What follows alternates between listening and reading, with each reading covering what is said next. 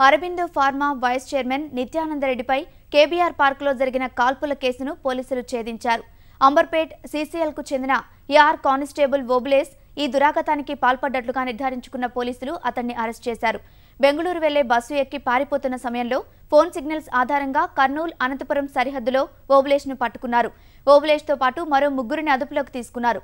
నిందితులను మీడియా ముందు ప్రవేశపెట్టే అవకాశం ఉంది.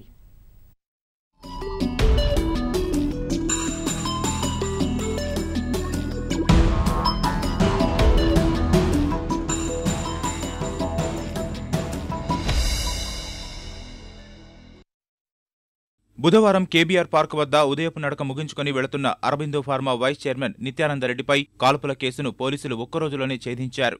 పార్క్ వద్ద కాల్పులకు సంబంధించి సంఘటనా స్థలం నుంచి పోలీసులు కీలక ఆధారాలు సేకరించారు.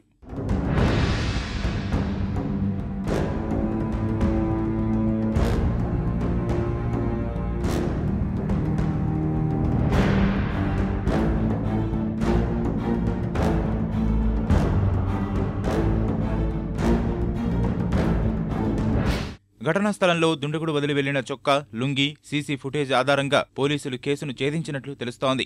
ఘటన తర్వాత నిందితుడు పార్కు సమీపంలో రహదారి డివైడర్ను, జీహెచ్ఎంసీ జపనీస్ పార్కును దాటేసి జిమ్ఖానా క్లబ్ సమీపంలోని ఓ రహదారి లోపలికి వెళ్లాడు.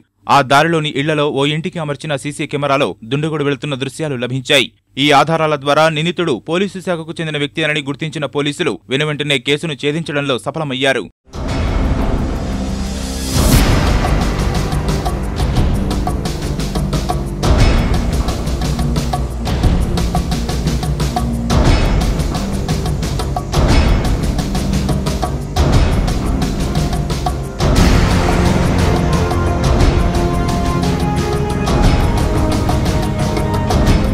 కేసులో ఆధారాలు విశ్లేషించడం సహా సీసీటీవీ దృశ్యాలు, నిత్యానందరెడ్డి ఇచ్చిన సమాచారం మేరకు దుండగుడిని గుర్తించారు. అంబర్పేట సీసీఎల్కు చెందిన కానిస్టేబుల్ ఓబులేసు కాల్పులు జరిపినట్లుగా నిర్ధారించారు.